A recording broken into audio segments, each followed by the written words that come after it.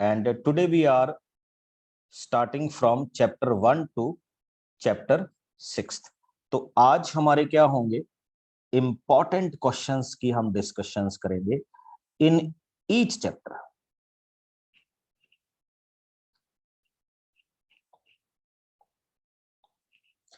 From 1 to 6th chapter 9th class. ठीक, तो ये आपके पास आपके इस फॉर्मेशन में क्या रहेंगे, क्वेश्चंस रहेंगे। तो बी रेडी। हो सकता है आपको ये बहुत इजी लगे और हो सकता है आपको ये क्या लगे, डिफिकल्ट लगे। तो हमारे पास क्योंकि और कोई ऑप्शंस नहीं है, तो इसलिए here is my first question for all of you. Question number 1।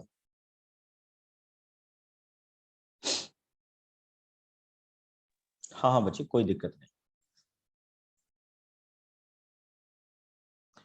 If a is equal to 3 plus 2 under root 2,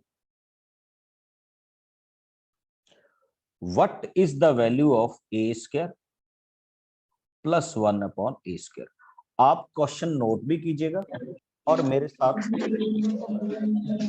ठीक, आपको इन क्वेश्चंस को नोट भी करना है और मेरे साथ इनको क्या करना है, सिंप्लीफाई भी करना है। चलिए, तो first of all this is given to you that this is a। अब आगे मूव करते हैं बच्चे। I can find the reciprocal.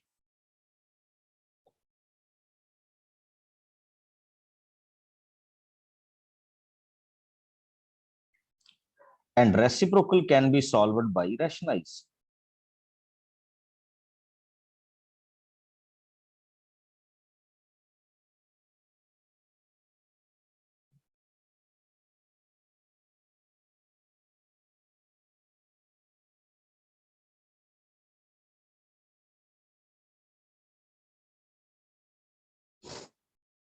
And if you see this part, a plus b, a minus b, तो आप चेक कर सकते हैं, it will be solved as a square minus b square.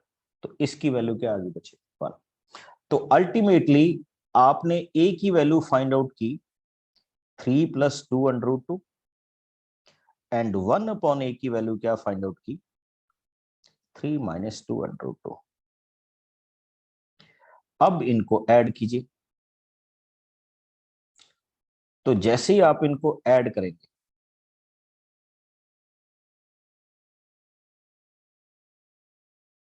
तो ये हो गया cancel. a plus 1 upon a किसके इक्वल हो गया बच्चे, 6 के इक्वल हो गया। अभी क्वेश्चन आगे जाएगा। स्क्वेयरिंग बोथ साइड्स,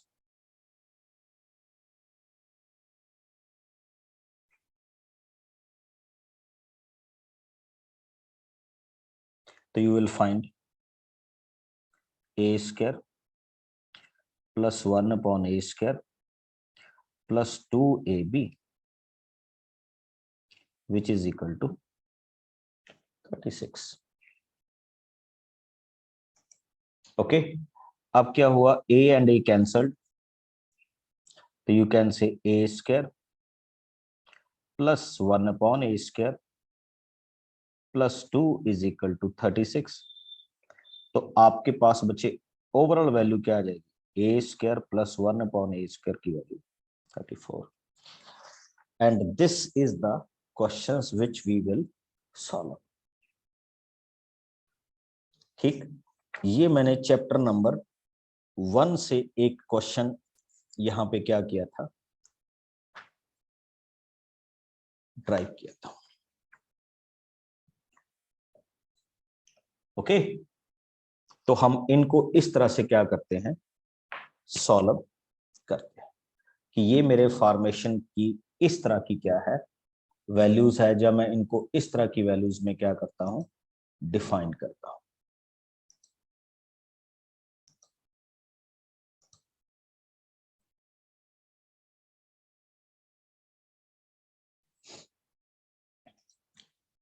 यस दीपक। सर इसको सर आप सर फिर से सर रिपीट कर दीजिए। ओके,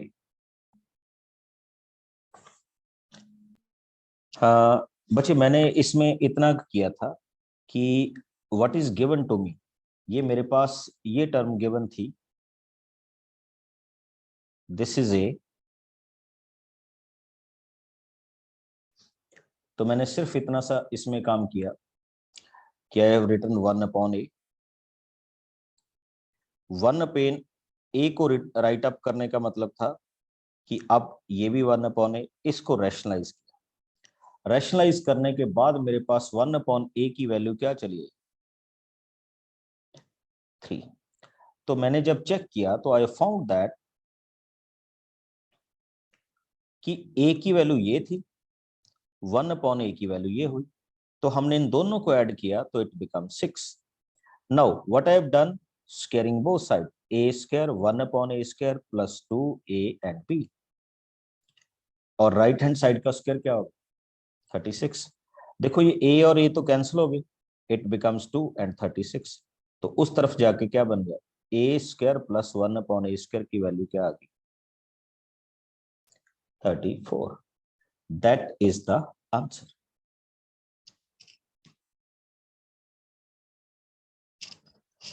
समझ गए? अब इसी फॉर्मेशन में आगे चलते हैं। क्वेश्चन है 25 3/2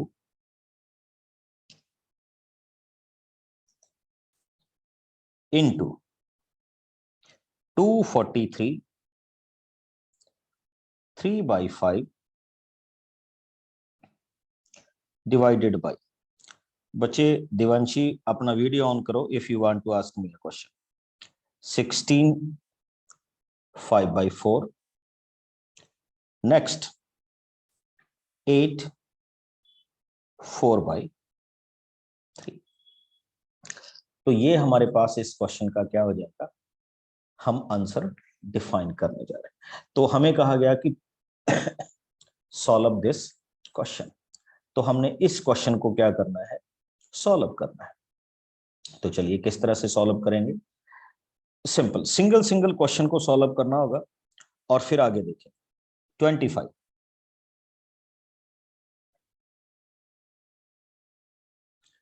25 को बच्चे आप मैथमेटिकली लिख सकते हैं 5 स्क्वायर।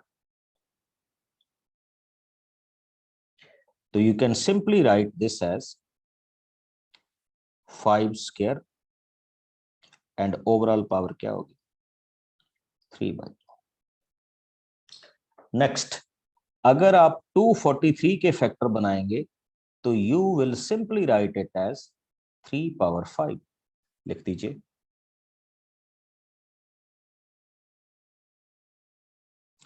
ओवरऑल पावर क्या आ जाएगी, 3/5 डिवाइडेड बाय 16 को आप क्या लिख सकते हैं, 2/4, ओवरऑल पावर क्या है, 5/4, 8 2/3 एंड क्या, 4/3। अब हम इनको क्या कर सकते हैं, सॉल्व कर सकते। देखिए 2 एंड 2 कैंसिल कीजिए, 5 एंड 5 कैंसिल कीजिए, 4 एंड 4 कैंसिल कीजिए, 3 एंड 3 कैंसिल कीजिए। आपके पास क्वेश्चन की वैल्यू क्या आ गई, 5/3 इंटू 3/3 ओवर 2/5 इंटू 2/4। सॉल्व करने की बात है बच्चे, हम सॉल्व करके आगे कहां तक जाएंगे, डिपेंड अपॉन दैट। अब अगर आप इनको मल्टीप्लाई करते हैं तो इट बिकम्स 5 इंटू 3/3, और नीचे अगर आप मल्टीप्लाई करते हैं तो इट बिकम्स 2/9, यानी 15/3। तो 15 पावर 3 को आप 15 इंटू 15 225, अगेन 15, तो ये हमारे पास हो जाएगा 3375। तो अपर वाली टर्म तो होगी बच्चे 3375, एंड 2 पावर 9 को आप सब लोग जानते हैं हम कैसे लिख सकते हैं।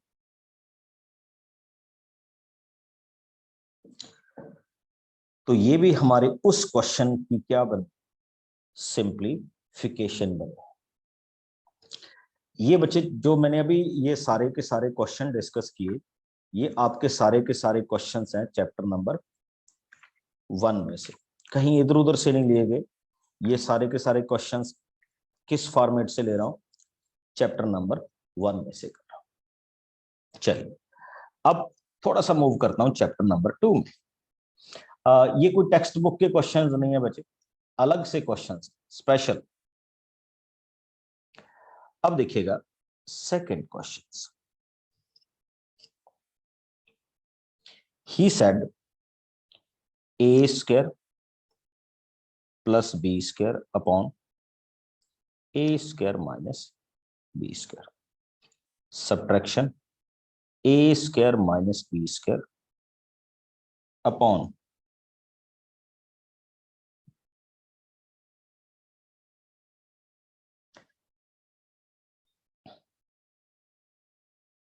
ए plus b over a minus b minus A minus b over a plus b. हमें ये पूछा जा रहा है बच्चे कि सिंप्लीफाई दिस क्वेश्चन। देखो सिंप्लीफिकेशन में जितने भी आपको रूल आते हैं, वो सबसे पहले आपने वो रूल्स को क्या करना होता है, अडॉप्ट करना होता है, और उन रूल्स को अडॉप्ट करके ही आप इसमें क्या कर सकते हैं, आगे मूव कर सकते हैं। जब आप किस चीज की बात कर रहे हो, सिंप्लीफिकेशन की बात कर रहे हो कि I want to simplify that question. तो चलिए फिर से मैं कह रहा हूं कि अब हम इसकी क्या करने जा रहे हैं, स्टार्टिंग करने जा रहे हैं। हाँ, what ever be the result, वो नहीं चिंता करने की मेरे पास रिजल्ट क्या आएगा। हमें ये कहा गया है कि आपने इस क्वेश्चन को क्या करना है, सिंप्लीफाई करना है, और सिंप्लीफाई करके हमारा टारगेट ये है कि हम इसका क्या ड्राइव कर दें, रिजल्ट ड्राइव कर दें। फिर से देख लीजिएगा, question is given to me a square plus B square upon a square minus B square. Here is a square minus B square upon this one. चलिए स्टार्टिंग करते हैं हम। देखो अगर मैं अपर टर्म का एलसीएम लूं तो I will get A square minus B square and A square plus B square. यहां पे हो जाएगा बच्चे A square plus B square का होल स्क्वायर, एंड यहां पे हो जाएगा A square minus B square का whole square divided bye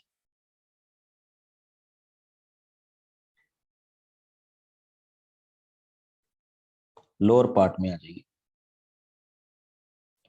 A minus B and A plus B, multiply कीजिए ए प्लस बी का होल स्क्वायर माइनस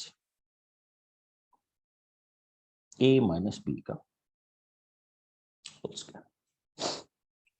मैंने कुछ नहीं किया बच्चे, जस्ट उसको सिंपल वे में एलसीएम किया।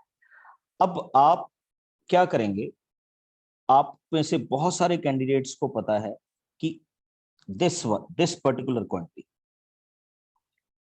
ए minus B and A plus B,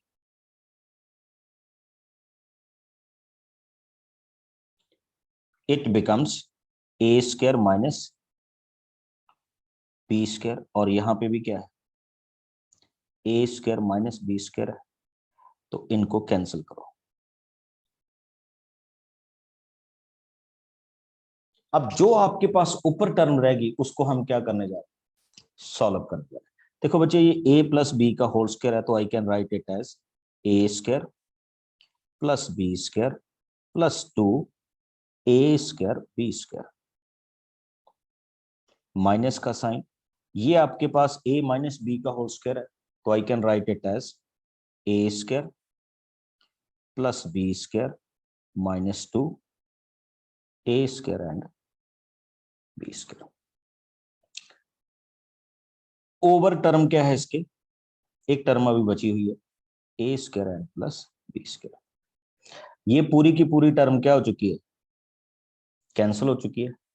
तो इस टर्म को मैं यहीं पे ओपन कर दूं, ये जो ये वाली है, तो इसको मैं क्या लिख सकता हूं, a square plus B square plus 2ab minus a square plus B square minus 2ab। Check कीजिए, a4 b4,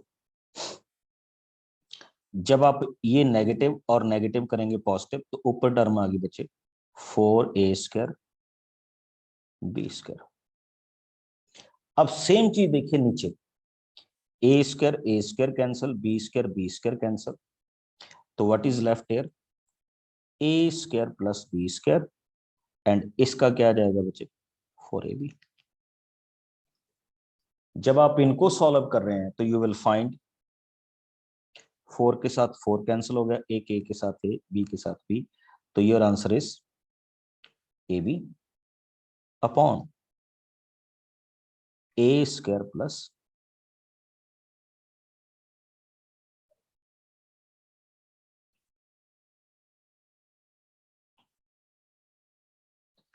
ये आपके इस क्वेश्चन का ओवरऑल क्या सॉल्यूशन हुआ, जिसको हम यहाँ पे क्या कर रहे हैं, सॉल्व कर रहे हैं।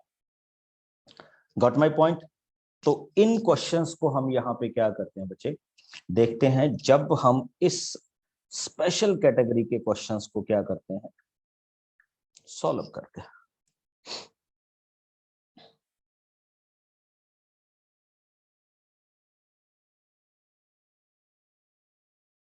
Got it.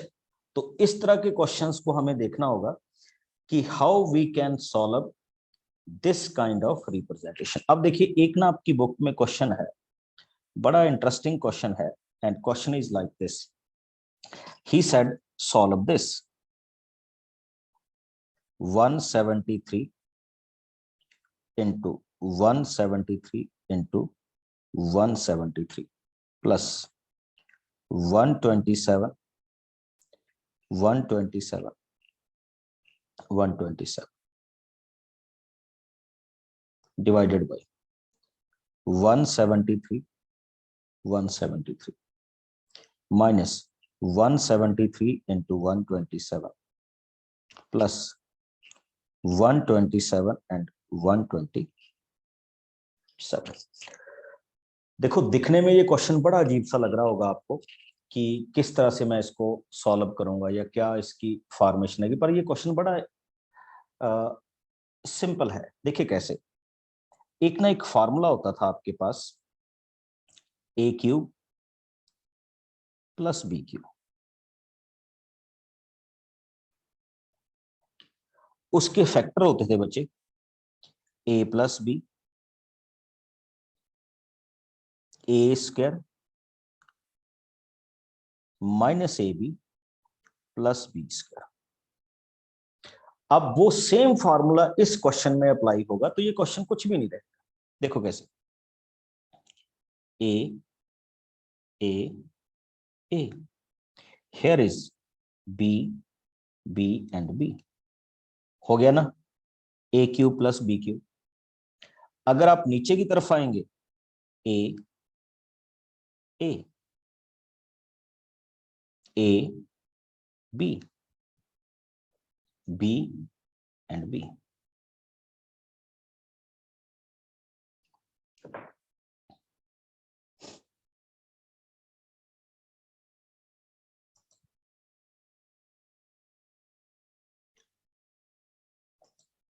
ठीक, अब आप नोटिस कीजिए कि आपके पास ऊपर वाली टर्म तो बन गई बच्चे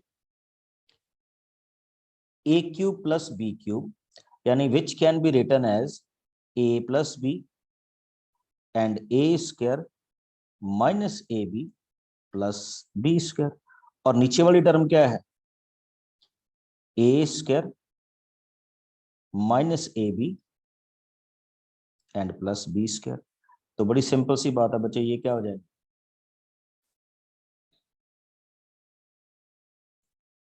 कैंसिल हो जाएंगे। तो you are left only with a plus b. अब देखिए ए की वैल्यू आपके पास क्या है 173 और बी की वैल्यू क्या है आपके पास 127, और आपका सीधा सीधा क्वेश्चन सॉल्व करने के बाद कितना है 300। Got it. तो ये आपके इस क्वेश्चन की क्या हो सकती है, वैल्यू हो सकती है, जिसको हम यहाँ पे क्या कर रहे हैं, डिफाइन करें। अगर आप नॉर्मल वे में चलते तो हो सकता है ये आपके लिए क्वेश्चन थोड़ा सा क्या हो जाता है, डिफिकल्ट हो जाता है। बट जब हम इसको इस तरह से लेके चल रहे हैं फॉर्मेशन के साथ, तो इस क्वेश्चन में कुछ भी हमारे लिए क्या नहीं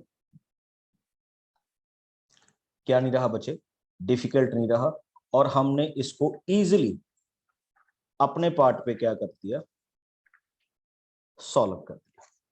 गॉट माय पॉइंट। अब और क्वेश्चंस लेते हैं, देखिए कैसे। हाँ, सारे तरह के क्वेश्चंस हैं बच्चे, don't worry about that.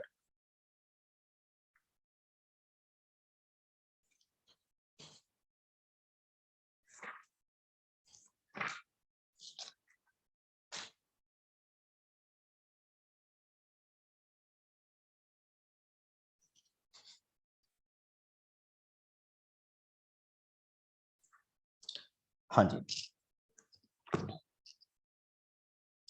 Next question.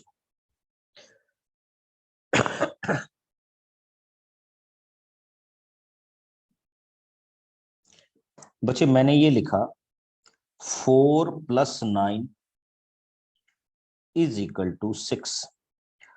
आपको अब बताना है कि इज इट अ स्टेटमेंट और नॉट, कि क्या ये मेरे पास स्टेटमेंट है या नहीं है। ठीक, यस और नो। ए के लिए a for yes and b for no, और ये रहा आपके पास पोल।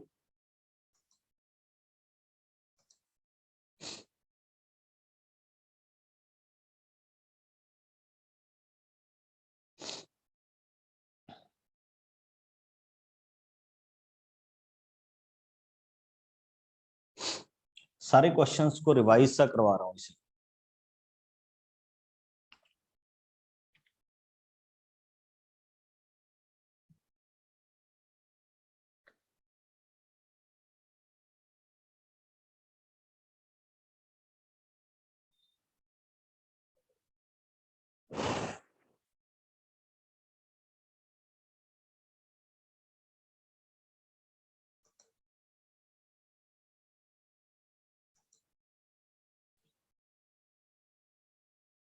चेक कीजिए बच्चे, इसका आंसर होगा yes.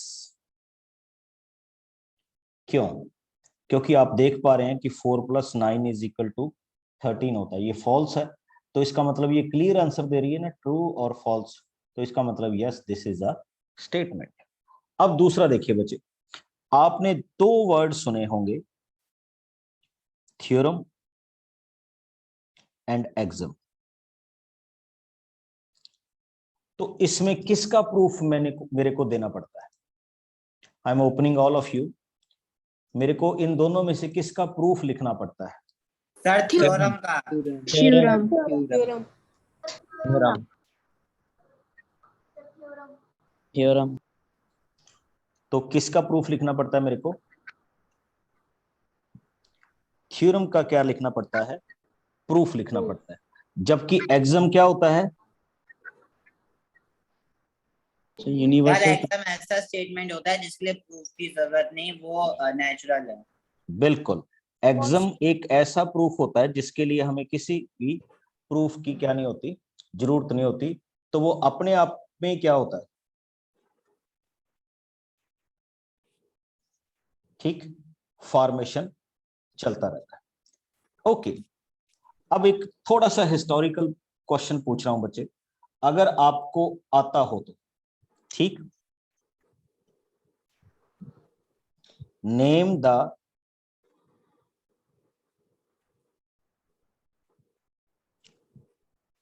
treatise compiled by Euclid. Anybody? The elements.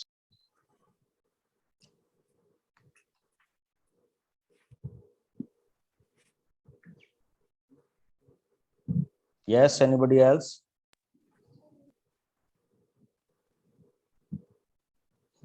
ये यूक्लिड का क्वेश्चन है बच्चे।